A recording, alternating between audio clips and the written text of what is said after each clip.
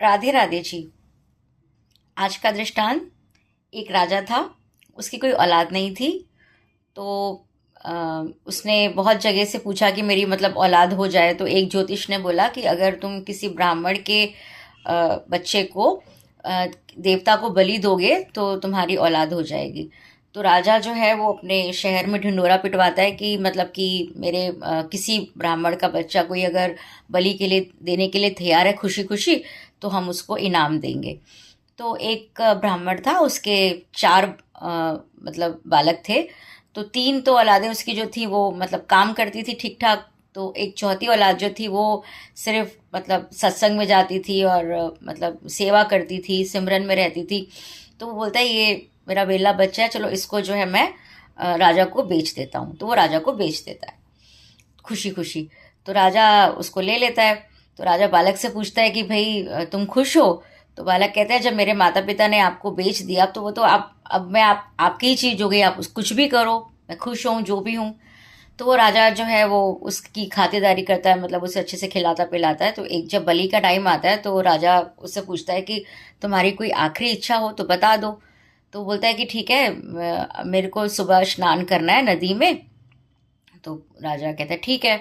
तो सुबह वो स्नान करता है नदी में, उसके बाद वो चार ढेरी मिट्टी की बना देता है। तो चार ढेरी बनाने के बाद वो तीन एक एक करके तीन ढेरी जो है वो फोड़ देता है। वो एक ढेरी में वो उसको प्रणाम करता है, जो चौथी ढेरी बचती है और उसमें परिक्रमा लेता है। तो राजा ये सब देख रहा होता है। तो राजा पूछता है कि तुमने ये क्या किया? तो वो बताता है कि पहली ढेरी जो थी वो मेरे माता पिता की थी।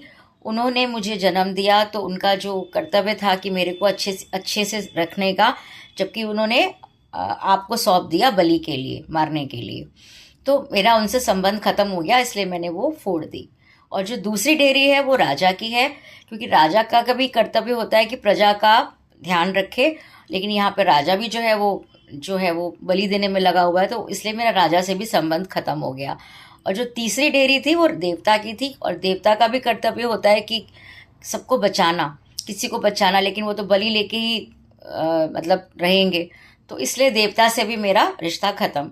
अब जो चौथा रिश्ता है वो मेरा परमात्मा से है, निराकार से, जिनसे मैंने प्रेयर करी है कि भाई मैं आपकी अमानत हूँ, आप जो भी मेरे साथ करो ठीक, मतलब आपके ऊपर छोड़ दिया सब कुछ।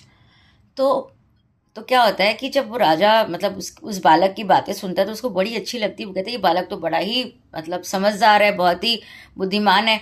तो उसके दिमाग में बात आती है कि अगर मैं इस बच्चे को अगर बलि देता हूँ, उसके बाद भी मुझे औलाद हो जाती है, औलाद जो है वो मेरी लायक ना हो, तो क्यों ना मैं इसको ही अपना बच्चा बना लूँ, मतलब अपना बेटा बना लूँ। तो वो उसको अपना बेटा बना लेता है।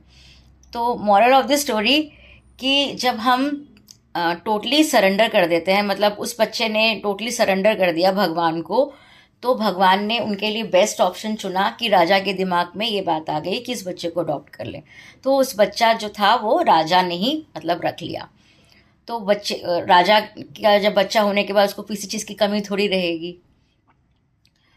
तो बहुत अच्छा लगा, thank you. Radhe Radhe ji.